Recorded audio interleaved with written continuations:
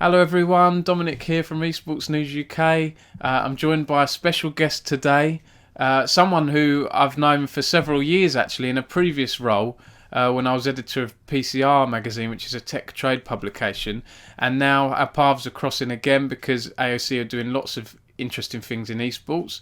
Both at the top level and also, I guess, the grassroots level as well. So, if you'd like to introduce yourself, please. Yeah, hi everybody. I'm Paul Butler. I'm Regional Sales Director for AOC and Philips Monitors for the UK and Ireland. And I've been with the company for nigh on 10 years now. And of course, AOC, we've been doing a lot in the gaming sector. As Dom said, our paths are crossed, they're crossing again in the gaming world. So it's great to do business, great to be here. Absolutely. And so, first off, then, Paul, AOC have done quite a bit in esports, and I think that the biggest partnership you have is obviously your partnership with G2 Esports. So maybe you could start by telling us a bit about how you got involved with them and what that Yeah, partnership entails, maybe.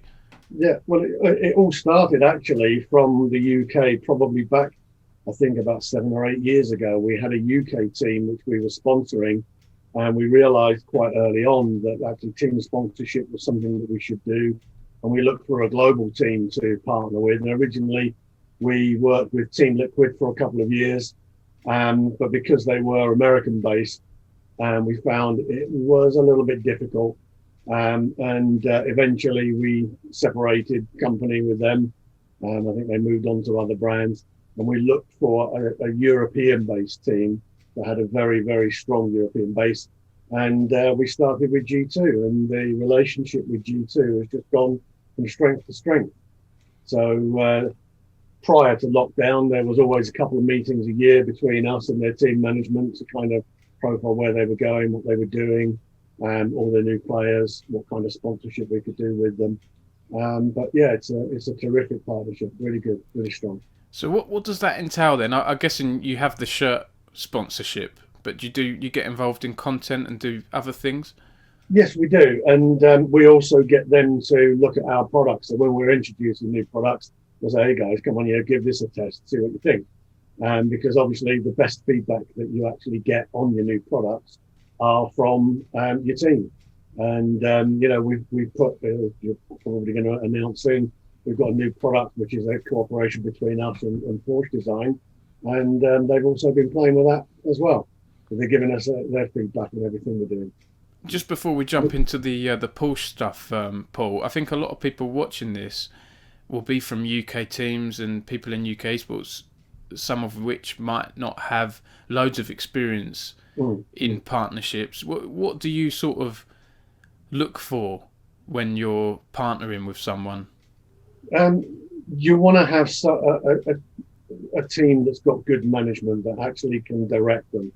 One of the things that we've seen is some of the teams they filter out after a while because they don't have somebody who's given them a direction to go in, and they'll get one or two good players, and then the whole team is resting on one or two. And what you actually want is you want a whole team of players who have different disciplines in different areas, and that really creates a good team. What we also do locally, rather than sponsoring a local team now, we work with a lot of the esports organisers like ESL, for example. So we've been doing a lot with them over the last few years, and we always look at sponsoring things. And also, trying to help them to develop gamers. So if they're doing something on a gaming academy or something like that, we'll try and help to sponsor something like that. So you're always bringing in new people and, developing as well. Development is always something that we want to get involved with. I was going to ask about that actually, Paul, because you've sponsored the ESL UK and Ireland Premiership, I believe, in the past, Yes. and you've got involved Yeah. with tournaments. Tell us a bit about that and other activities you've got involved with at this UK more semi-pro level. Well, it's really just the sponsorship level, to be honest. We're not involved in the event as such. But, let's say when we were in the times of non-COVID, there was people going along to some of the tournaments on the teams nights and whatever, but it's not happened for a while. but we do like to get involved as much as we can with the team, So, and also helping them to develop as well. So we'll always provide products for them. So we'll always try and get our products to be in the finals and things like that, so people can actually see them being played and being worked and seeing how good they are.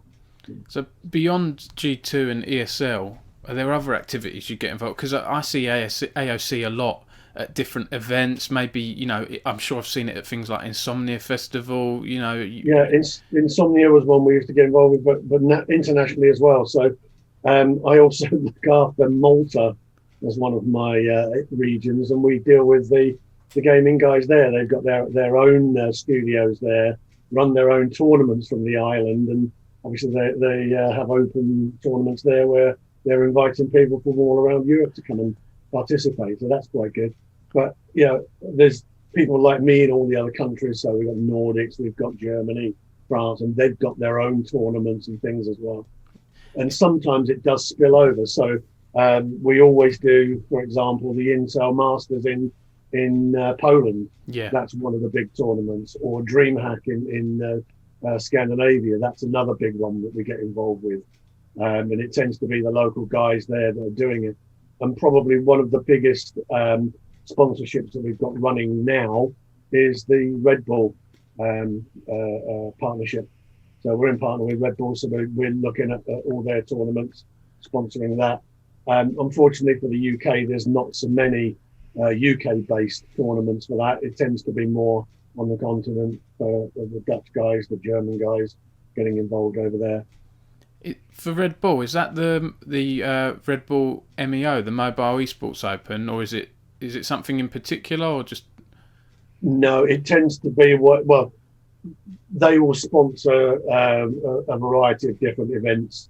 Haven't got a list at hand, but it's all based around the same things that you know, fighting games, racing games, whatever is popular at the time. It's a real mix. Yeah, you mentioned Malta.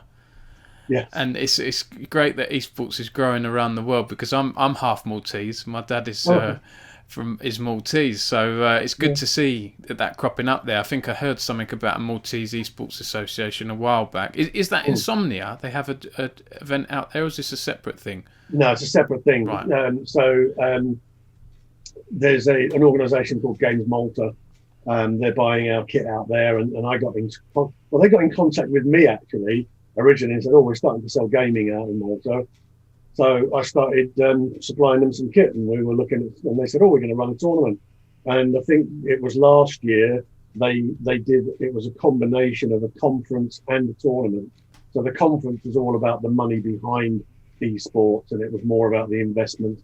But it wasn't just gaming as we know it. It was also a lot of the mobile video gaming, which is where a lot of the money is at the moment. But it was more about how to invest and all that kind of stuff. And I actually went out there as a vendor to go and actually give a talk. But it was nice to go and spend 3 days in Malta, being busy. Yeah. Do you know what? I feel bad. I've never actually been there. I must go when lockdown is over. That's on my list of countries to go to. And yeah, I have to say, it's a fantastic place. I found it a little busy. It's very tight. Yeah. Little streets and things. And it's got that real Mediterranean feel to it. Yeah. You mentioned they've reached out to you, Games Malta. Now, Paul, you must get inundated with messages from streamers, esports teams. How do you sift through that, and what advice would you give to people, wanting to get in touch with you in a good way? It is a hard one, because you do have to say no a lot, and you get people, I've just started a team and we're looking for a sponsor. Yeah, and I would say probably LinkedIn and getting people who want our involvement, or they want something. I mean, one of the best ones that I've done recently, sometimes we look behind what they're actually doing. So I don't know if you were watching Click on the BBC yesterday. You ever watch that? I do watch it. Yeah, I didn't watch it yesterday though. So they had a company on there called Special Effects. Oh yes, I know Special Effects. Well, yeah, right. Great. So Special Effects is for disabled kids. So they've reached out to us a couple of times and said, can you spare us any monitors? Can you spare us any kit? And we will, if we've got it, we'll try and help them out, because that's also an area where, you can see on a kid's face when they can start playing games and stuff. it really has an effect. So yeah, I would say to people, don't be frightened of reaching out, but don't be afraid if it's a no. You know, but come to us with a story. Don't just come and say we want money. Come and tell us a story. Tell us why you want it and what it's all about. You know, we're not a charity, so we're not a bank, but we like to support it where we can do it. I mean, a few years back, we were sponsoring a company that were making carts for visually impaired people, and what they wanted was we did an Android device. We stopped making it now, but at the time we did an Android device, and they were using a certain piece of software for it, and that was the Android was what they needed to make it work, and it was a great product. Unfortunately, we didn't make it for very long, but that's something that we're always looking out for things like that, trying to help support. And what was I going to ask on this? Should people come to you direct, Paul, or do you have a partnerships manager? Because you look after sales, so you're working with retailers and things like that, right? Yeah. So I would say, I don't mind the approach, but quite often I'll forward it on. We've got a central team in Europe who look after all marketing. Right. So whether it's sponsorship, whether it's events, or whether it's just a cooperation on a tournament, they will get involved, and I will normally forward it on to them and say, look, sorry, not my area. I mean, the other day I got an email or message through from LinkedIn, and it's a guy in Scandinavia setting up his own team. So I passed that across to Central Europe and said, yeah, can you follow this up? The answer is probably likely going to be no, but at least I let them know and I forwarded it on. That's it. But yeah, we do get inundated with it, and it's quite difficult. But yeah, when you've got the relationships with teams like G2, who are internationally known, and they're a very successful team as well behind it, and they're growing very, very big because they're in a lot of areas now. So it's good to see. Yeah, and they've just signed Reckless from Fnatic, their close rivals. So that, for me, was, and a lot of people in League of Legends, I think, very interesting to follow. I think they'll do good things together. Do you follow League of Legends, Paul? I don't. I'm not a League of Legends, but I follow the news. That's about it. That's fine. Do you play a specific type of game, Paul, or are you not so much? Used to. I used to play Call of Duty, and then my PS4 packed up. So I'm kind of going, do I want a PS5? And I haven't got around to it yet. I'm sure I will when they're available. Yeah, exactly. When they are available. On G2, because you mentioned them again, I had a question here around who do you deal with there? Is it because a lot of these big organisations, they tend to have a partnership manager as well, right? Do you work with the partnership manager and then... Exactly. So we deal with the partnership or the team manager who looks after the whole team. So that's who we deal with, and that's who we've got the direct relationship with. But yeah, at tournaments, yes, the team will be on. Sometimes there'll be an exhibition, and then the guys will be there, and then they'll help us to go and meet the team, kind of stuff. And we'll give away some T-shirts and do some things with them. So do you work? Have you spoken or worked with Carlos? Because I think his approach to sponsors is very interesting. The owner of G2, he puts a lot of interesting videos out where he'll jump into a box full of Pringles or whatever, and it's just sort of this humorous touch. Have you done? No, I haven't. We mostly deal with Christian, who's the relationship manager. Right. Okay. Okay. Cool. And do you have any interesting or unusual stories from G2 or anyone else you've worked with? Not any smashed screens from raging in game or anything like that, I hope. No, nothing that I can pinpoint right now. No, we haven't seen anybody put the fist through the screen or knocked it on the floor or kicked it over. No, nothing like that. Nothing yet, anyway. Yeah. Okay, no problem. And on the subject of League of Legends, just before I go on to talk about, 'cause you've got some interesting stats under lockdown and things, but you had an AOC Gaming Aegon League of Legends team back in 2017 based out of Hong Kong, I think it was. How did that go, and would you consider getting your own team back together again? No, to be honest, I don't know anything about that. So that was obviously done out of Hong Kong, China. Right. So Okay. yeah. It never even got as far as us to know about that. So Got they you. obviously weren't that successful then. Because I guess with AOC, a company like AOC, you will have offices around the world, and Yes. obviously people in the UK should come to you, and then you direct or the European Yeah. team. What's the best way for people to get involved? Can they just message on social media, go on the AOC website? Probably LinkedIn is probably the best way. Yeah. LinkedIn. Okay, Yeah. cool. And before we started recording this, Paul, you mentioned some interesting stats and things around lockdown, because I asked you how's it going, and you were honest. You said it's actually done pretty well, and I don't think this is reported much in the esports world. It might be in the tech sphere and the B2B coverage, but in the esports world, it's interesting, I think, for people to know how brands have been doing, because I guess a lot of gamers have been stuck at home. They want to and I don't think it's just gamers. I think a lot of people have been stuck at home, and it's kind of like, okay, what am I going to do while I'm at home? Yes, I'll do the DIY. Yes, I'll go and paint the furniture, paint the rooms, and put the wallpaper up. What am I going to do once I've done all that then? Because you're not there for a weekend. You're there for weeks and weeks and weeks. So I think it's had a knock-on effect for people going, well, computers, certainly mobile computing has really rocketed since March. It's really taken off. But gaming equally has taken off. So I was doing a short analysis a while ago about 144 hertz monitors. And when I look back to last year, about beginning of the year, you're looking at probably about 12,000 units a month were sold in the UK market. Now you're talking about 25 to 30,000 units a month are sold. So you're looking at a market which has tripled in size. So I think, well, if they're buying the monitors, they must be buying the graphics cards and the PCs and the systems. So I think the whole gaming market has expanded quite rapidly. And of course, now you've got the new boxes released from Microsoft and Sony as well. I think that is just adding to it. I mean, we ourselves have launched, I think this year, a record number of products. And a lot of people are going, why is this? Why is everything out of stock? Why isn't there never enough? And it's because the producers, the manufacturers can't actually keep up with the demand. The demand, if you look year on year, is about 100% up. Wow. Just globally on monitors.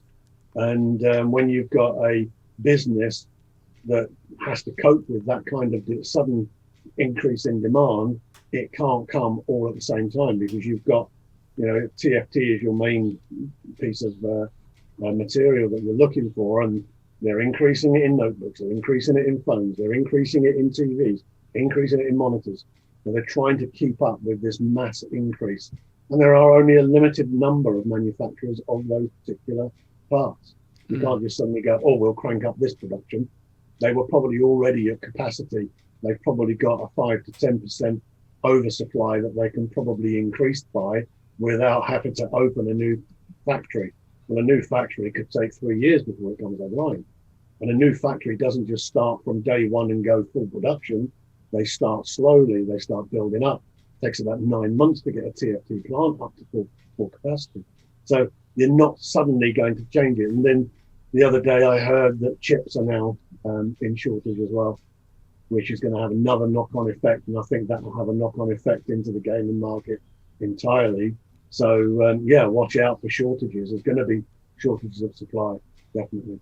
We've already seen it on processing.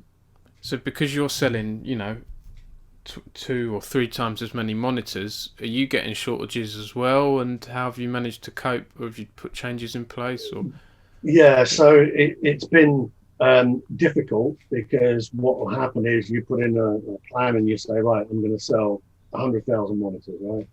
And then the factories will come and they go, we can't supply that many. So we can only supply you 60,000. So you go, right, okay, I've got 60,000 now. How am I going to divide that up? I've got to divide that up between countries, regions, customers, and even products. I might be saying, okay, well, I want that panel. I want to put it in 144 hertz monitor, or I might want to put it in 165. We've got to then decide where to put those resources and which one's going to be the best one. So it's difficult, and again, what we've heard is that probably through Q1, it's going to continue, and probably won't see light of day until the second quarter of next year.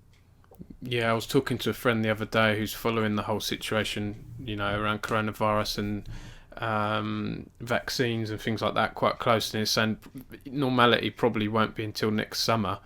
Yeah. But despite this horrible situation, it's actually, it's good to hear that the games industry or the hardware and what you're doing has risen during lockdown. But then that comes with its own challenges, like you were saying, the stock issues and things like that. Have retailers been a bit fussy? I guess, have they been angry, saying, "Look, we've got customers. Why can't you give us more stock?"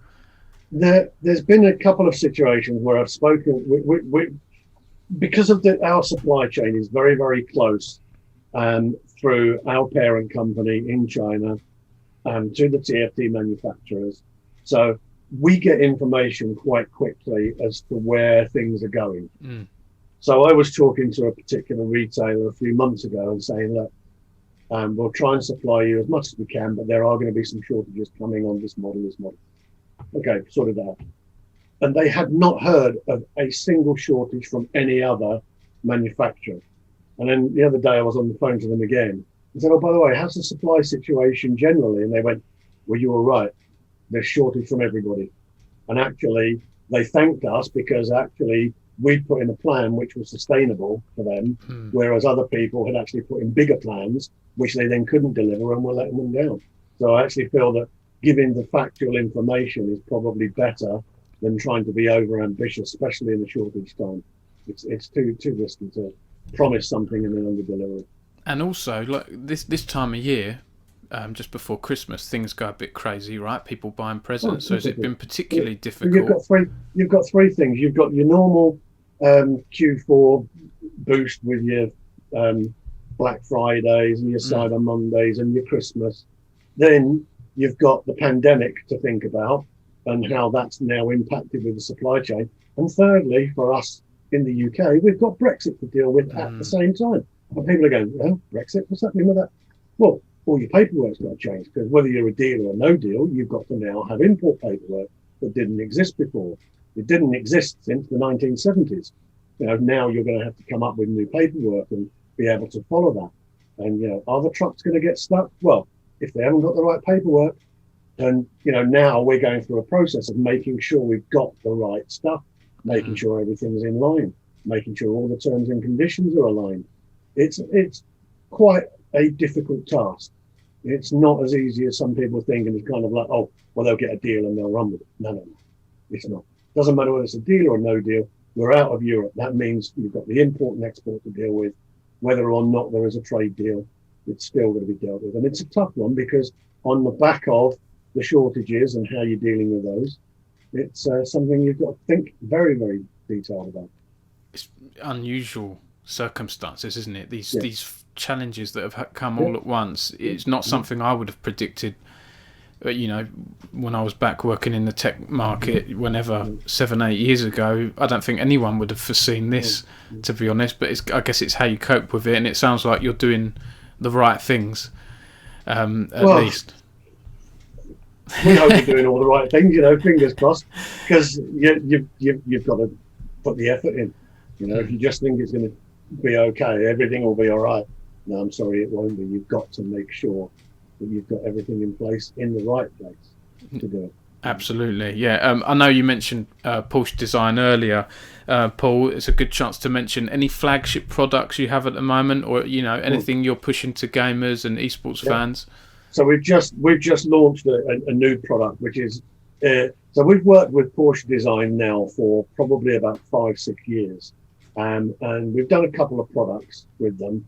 And this time, what we wanted to do was something a little bit more special, that we actually wanted to put a flagship product with them. So we looked at a brand new 27-inch 240 hertz product designed by Porsche Design. They've done a lot of work actually on design, helping us design this product and launch it as well. So we launched that a couple of weeks ago. I think people will be able to go online. There's a video and stuff that they can go and see about the new product. But yeah, we've launched that as a flagship with them.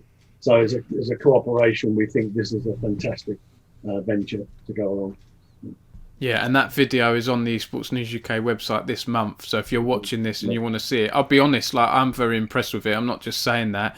I think for sim racers, so it's 2K, isn't it? 27-inch, like you say, 240 hertz. It's designed to be very smooth for those super fast racing games. Like racing games are probably among the fastest moving video games out there. Well, we've seen such a movement in that sector. Actually, we work with a couple of guys. So one of the guys in the UK, Richard Hayden at the VRRC. I don't know if you know him, Dom. Sorry, say where he's from again. It's a VRRC, virtual reality racing. Oh, it rings a bell, but I don't know them personally. No. Yeah. So we're sponsoring a couple of his tournaments as well through January, February, March time. Cool. He's doing a mini series and a touring car series. Reality racing games are really coming up. Really are. And there's a lot more tournaments. What we have actually seen is, again, during the lockdown, more and more people are looking for that. And that's where curved screens come in, because the curved screen for the reality is much, much better than a flat screen, which you get used to with the fighting games. Some games. Yeah. Absolutely. I had the curved screen a few years back, and I think for games like World of Warcraft or just games where you want to get lost in the world, but also those racing ones, I think it lends itself well. Yeah. It's a different. Well, that's where you need the high refresh rates as well. So exactly what you've said on the racing games, because you are turning quite a lot. You need to have the fast refresh rates, and that's where these products are going to really do well. So, And are there any other products or anything, are you seeing sales of particular types of products doing well, or is it just across the board? I would say, 144 hertz and above are the ones that are doing extremely well. We launched a new range of products at the beginning of 2020, where we're kind of like, with the COVID, is it going to sell and not? But they've actually stormed the market. So this is a range of 24, 27-inch IPS products, and they've really, really done extremely well. And everybody who's reviewed them has loved them as well. So it's not just the users that like them, but the reviewers like them, the gamers like them. We're just increasing that range. So we're adding more 240 hertz products. So I think what you're actually going to see over the next probably 2 or 3 years is that what was the 75 hertz market is going to migrate up to the 144 hertz. And I think within 2 or 3 years, 144 hertz is going to be the normal. And then you're going to see the premium at 240 or even 360. One of our competitors has launched a 360. I don't think at the moment there's really the market for it. But certainly I think for the future, that's the direction that people will go. I was going to ask about that. The refresh rate, the faster you can pan around. Yeah, I was going to ask about that because, over the past decade, we've seen things emerge like G-Sync, FreeSync for tear-free gaming, 4K. The better refresh rates seem to be the hot topic. Gamers want that, whatever it is, 140, 180 plus. But with all the new NVIDIA cards coming for a start, that will eventually bring the cost of that high-end gaming down to people. Because, if you look back a couple of years to a Quad HD 144 hertz, you were probably paying, I don't know, about 1,000 to 1,200 quid for a graphic card and a monitor, decent set. And you're now looking at that same price level for the 240 hertz. And, eventually you'll get there for the 360. So you're taking that edge of performance up, but you're keeping the price points at that same investment value. And well, in terms of the difference with those refresh rates, because I've got a monitor that you can overclock and things like that, 100 hertz up to 180 or whatever it is. But do you really notice that difference from 240 to 360? I'm guessing for esports players who want every detail, that's good for CS:GO players, fast-paced games. I'm not a professional gamer, and I probably wouldn't notice so much difference between 165 and 240, so let alone 240, 360. There are those experts that it's like you used to listen to the fine music, no, you've got to listen to that on vinyl because you hear every note. this is exactly the same. It's kind of like you've got to have the high frequency because you've got to be able to get it absolutely smooth. Yeah. How smooth do you want it? I think that's really how much money do you want to spend on it? Yeah. I mean, what we are seeing, and the 4K gaming is starting to take off quite a lot. There's a lot more product coming out now, although be it at 60, 70 hertz still. You're not getting the 144 hertz yet, but I think that's going to be coming within the next year or two. You'll start seeing the refresh rates on 4K going up, especially now you've got for example, with the PS5, you've got 120 hertz that you can do through the HDMI 2.1. So that's something that you're going to start seeing. 120 hertz 4K is going to become the standard within the next 12 months, and then you'll start seeing that progress to the next level. You've kind of answered my last question there. What's next? The technology of the future. What can we expect to see over the next few years? So it is that 4K, 120 hertz. Anything else we should look out for? Yeah, and then of course 8K. Everybody's talking about 8K. Oh, what about 8K? 8K's coming. Yeah, okay. There's no content. But then I said that about 6 years ago about 4K. So there's a time period now before that 8K becomes valuable. And it's all to do with the cost of memory, cost of chips, cost of graphics. When those things come down, then you'll see the resolutions go up. Because at the end of the day, people have got a finite amount of money to spend. You might have the elite guys come up and go, yeah, I can spend 10 grand on a graphic card and a monitor. But that's not normal. As I say, probably, those combinations of about 1,000, 1,200 quid is where people are kind of looking for the ultimate performance at the moment. And as that price point gets them better performance, that's where you'll see the edge of technology, I think. You'll always get the elite. I mean, we've got a 35-inch curved monitor that will do 200 hertz with a full G-Sync, 1000 HDR. It's over 2 grand. We don't sell an awful lot, but it's there, and it's a great product for people who want to spend that kind of money, who want the absolute best. You've got it. But not everybody's got that deep a pocket. Yeah, it's good to have that the options out there for people with different budgets, different gamers. Yeah. That's it, exactly. Not everybody goes out and buys an S-Class Mercedes, do they? Go out and buy A45. They can afford it. Exactly. Paul, it's been an absolute pleasure talking to you again. Is there anything else you'd like to add? Anything we might have missed or anything at all? No, I think just to say, we've talked a lot about the gaming market, but generally monitors and working from home have really been the norm. I'm sitting there in front of a monitor that's got its own built-in webcam. And we're seeing that is the other side of the business, which is growing, is the demand for people who want to use monitors with webcams.